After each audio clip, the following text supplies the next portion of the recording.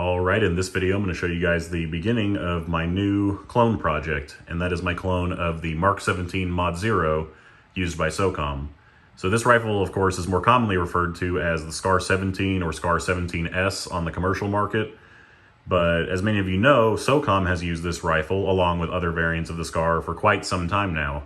And in fact, this is not my first time cloning one of these rifles. In the past, I have owned SCAR 17s with 13-inch barrels, which is more of the CQC or CQB, whatever you want to call it, variant of the Mark 17. However, there is also a 16-inch variant that has been widely used across SOCOM. And more specifically, there are a couple of kind of one-off rifles floating around, or at least there's pictures of them floating around, that a lot of people have referred to as the designated Marksman version of the SCAR. And in reality, they are just a SCAR 17 or Mark 17 Mod 0 with the standard 16-inch barrel, which is what I have here, a PWS rail extension, a suppressor, as well as some kind of more precision optic than what the SCAR is typically seen with. So that's what I'm going to clone with this rifle. So this is going to be part one of this series. There's not going to be very much to this at all. The next part may be the final video in the series. But I'm just going to show you guys what I have so far and what my plans are for this rifle in the future. And I'm actually going to ask for your guys' input down in the comments because there's a couple different directions I can go with this rifle, and I just think it'd be fun to see what everybody thinks. So, getting right into it, I purchased this rifle from the gentleman who runs the Clone Rifles Instagram page. He's also the same gentleman who put together the Clone Rifle Shoot, which is happening next month in Ohio, so I will be there. But he hooked me up with this rifle for a very reasonable price, considering that this is an original Belgian SCAR, and it already came with the Geisley trigger, 10 magazines, as well as this AAC 18-tooth miter muzzle device, which I actually won't be using, but this is one of the muzzle devices that is correct for the Mark 17, at least the older versions of the gun, which used the AAC SCAR H or SCAR SD suppressor. And I'll get into what suppressor I'm going to run here in just a moment. And as I already said, I have the PWS rail extension. This is just basically an extension for the handguard on the SCAR 17, since the one it comes with is pretty short. This just allows you to get a little more real estate for pushing your lights and lasers out farther on the weapon, and being able to move your hand out a little farther on the weapon, as well as being able to mount bipods and stuff like that a little further forward. I have not used one of these before, but I've installed several of them for other people, so I will be installing this as well this video.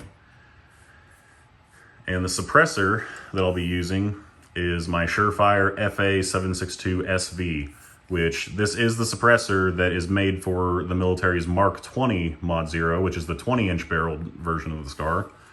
But there have been a couple photos of SCAR 17s or Mark 17s with these mounted as well in use by SOCOM. So that's what I'm going to choose to run for now. And of course I have the muzzle device which it mounts to. So, getting right into it, let's go ahead and get the PWS rail installed, and then once you get a better idea of what the rifle is going to look like, we'll get into which version of the rifle I'm going to build. So of course with the SCAR, this disassembles very similar to a lot of rifles that kind of use the same pattern of design. Take off the lower, and the stock slides off.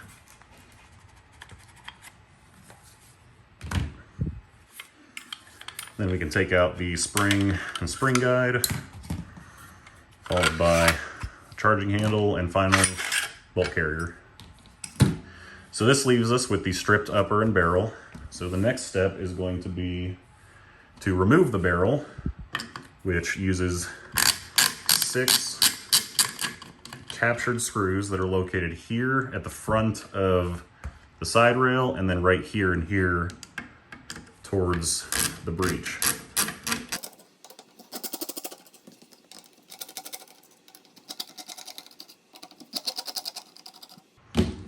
Okay, so once you have those screws all loosened as far as they'll go, as I said, they're captured, so they're not going to come out all the way, but you should be able to just pull the barrel right out. We'll set the upper aside. And now, this is the only semi-difficult part of installing the PWS rail. These two screws from the factory from FN have to be removed in order to install it, and they are held in place with red Loctite, which means that you will have to heat them up with a propane torch or something of that nature in order to break the red Loctite before loosening them. For the purposes of the video, I went ahead and did that beforehand, so I'm just going to go ahead and unscrew these. So there's one. And you may notice that these screws are not the same. The PWS rail that I bought was used and did not come with both of these screws. So one of them is the PWS screw and the other one is the factory FN screw. It doesn't really matter as long as you don't strip or damage the screw. When removing it, you can still reuse them. So bottom rail comes off along with this piece, which FN calls their barrel yoke. So we can set that aside because PWS provides us with a new barrel yoke, which obviously is different in design. It's actually your attachment point for your rail. And I'm not going to Loctite these for the purposes of this video. I'm going to go back and do that later, but you will want to Loctite these with red Loctite because these do get hot. And so you're going to want something that is not going to loosen under regular use.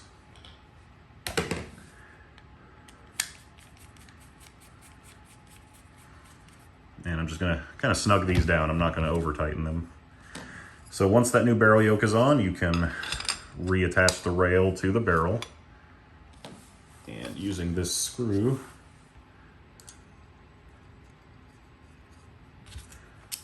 just going to lock that back in place.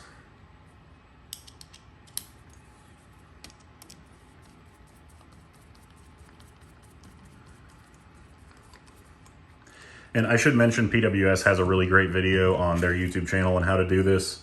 So if you want more details or just better, step-by-step instructions, go look at their YouTube video. All right, so now that we have that reinstalled, we can go ahead and reinstall the barrel. Which will slide into its cutout and then slide backwards. And before I tighten down those barrel screws, I am going to go ahead and test fit this. And one thing I learned is you have to have your gas adjustment valve in the 12 o'clock position, otherwise it'll actually block this from going on. So just make sure that you have that correctly oriented. And then there will be 4 screws for attaching the handguard to the new barrel yoke. And they will just go on either side right here.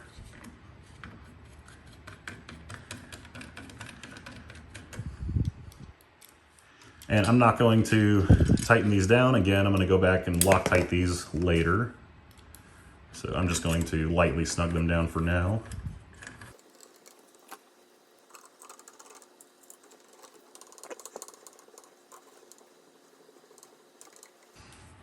Okay, so now I can move back to tightening the barrel back in place. And again, the barrel does not need any Loctite for these screws. They're captured.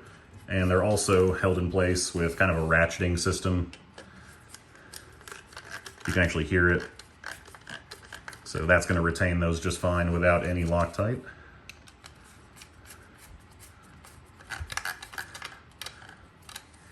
And when you're tightening these, you actually want to go in an X pattern, kind of similar to tightening the lugs on a car tire. So again, I'm going to go back and do all this properly later, just for the purposes of the video. I'm just going to get this done as quick as I can.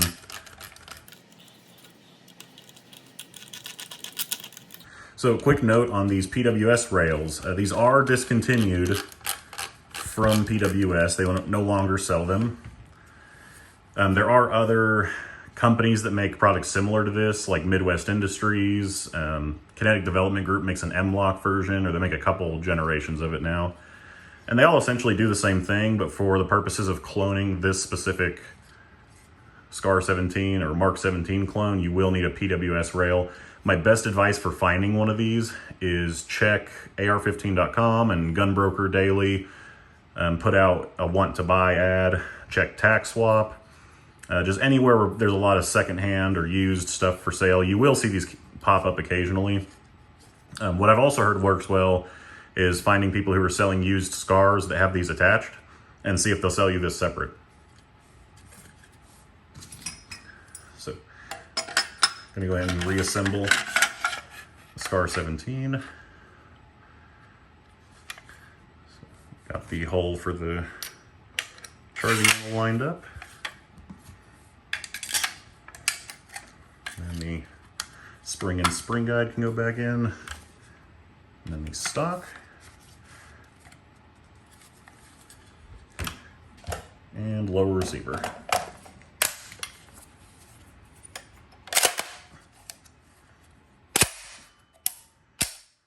Okay.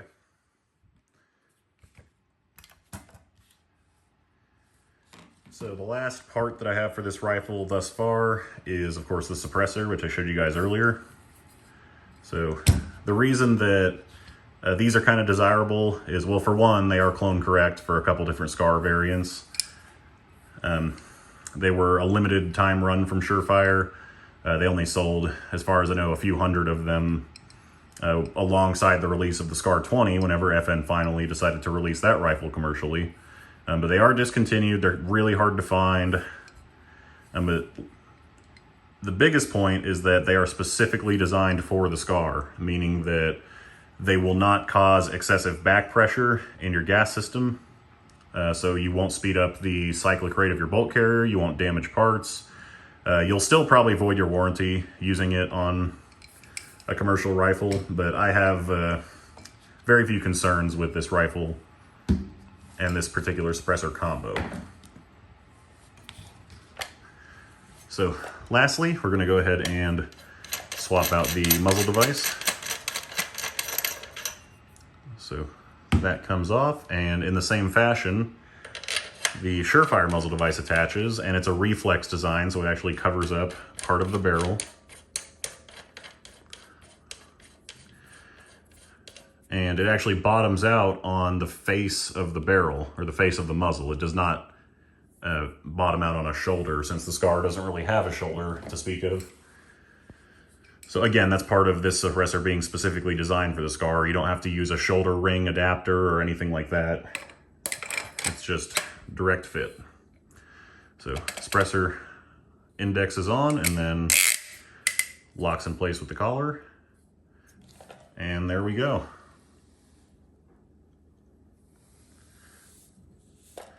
So lastly, let's talk about the future direction for this rifle. So there are two distinct variants of what I'm calling the designated Marksman Scar 17.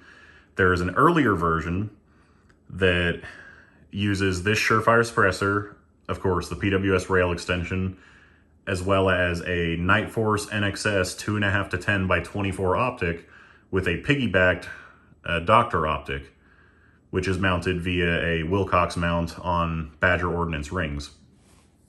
So I'm not opposed to doing that variant. That picture's been around a long time. I've always been a fan of how that rifle looked. A very practical setup, but the Doctor mount that the piggyback red dot uses is very, very rare. And because of that, it'll probably take me a while to find one. It'll be expensive, which leads me to my next point.